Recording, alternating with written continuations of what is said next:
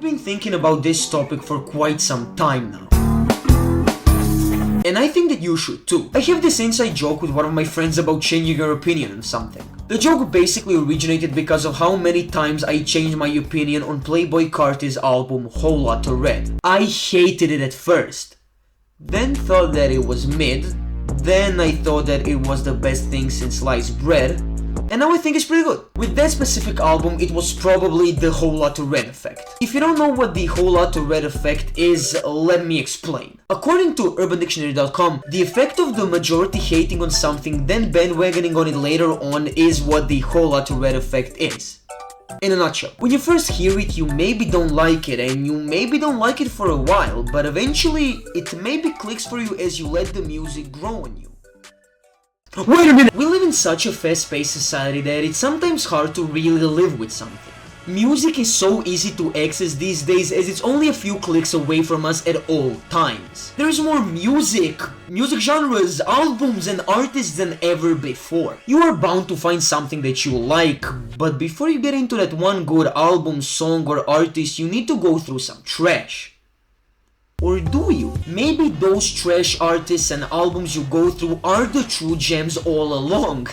Makes no sense, yeah, fair. When I first heard the Smiths, I really hated them. Like, I didn't like Morrissey's vocals, I thought the instrumentals were goofy and silly. I originally hated The Queen Is Dead as I really didn't understand it at first. On my second listen, it was just mid. On the third listen, it was decent.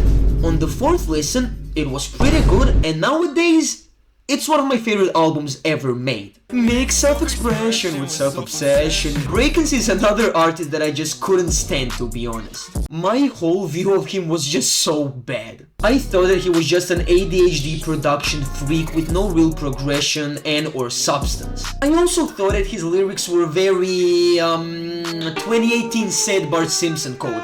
But while on a school trip in Spain, something strange happened. While we were returning home, we had like a full day worth of driving, so I decided to put on some albums. While I was deciding what to put on, I remembered that back in like 2022, I listened to this one artist album called Hypochondriac. I downloaded the album but was hesitant to give it another shot, as when I first heard it back in 2022, I wasn't a big fan. I decided to give it another shot regardless, as maybe it just would now click for me. It didn't. I once again hated it. I was very sad as there were some tracks that I liked, but ultimately, I hated it even more this time around. But for some weird reason, I played it once again back to back. I still to this day don't know why I did that, but now, I'm glad that I did. On my second listen that day, I loved the album, everything kinda clicked for me, and from that day, I've been a firm enjoyer of Randy's music. But another and a more valid example of this is my relationship with Death Grips.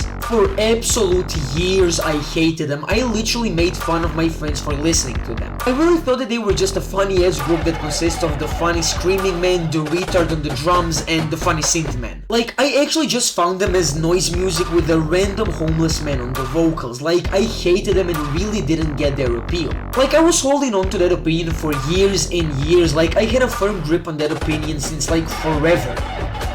But I couldn't hold on to it for that long. I gave Death Grips another chance in 2024 and surprise surprise, hey, they kinda clicked for me. I of course still don't like some of their work, but at least I understand their appeal now. Ex-Military and like The Money Store are genuinely amazing bodies of work, and the rest of their discography is, interesting. I'm glad that I gave them the light of day and actually let their music grow on me, as I also kinda grew up. Maybe that one band, album or song isn't hitting for you because you are just not ready for it yet. Maybe your music taste just isn't developed yet to the point of you liking that certain thing. Maybe you just gave that something a listen at the wrong time, as you were just tired, not focusing, or just not in the right mood or headspace. Maybe you just came into the first listen with some prejudgment, or you just don't like it for now, which is totally fine. As of today, you just don't like that one album, but let it grow on you and just give it some time, okay? Let music and just art in general grow on you, and don't just write something off immediately. Don't rush with art and especially music. I know you need to make that album of the year review as soon as you hear the album on first listen to get those 3 likes on the review, I get it. But maybe just give it some time. If I somehow ended up liking a couple Death Grips and Slipknot albums, you can probably do with some even worse music.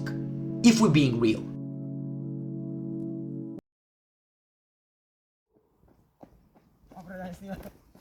Behind the scenes, oh my god, you did Dado face.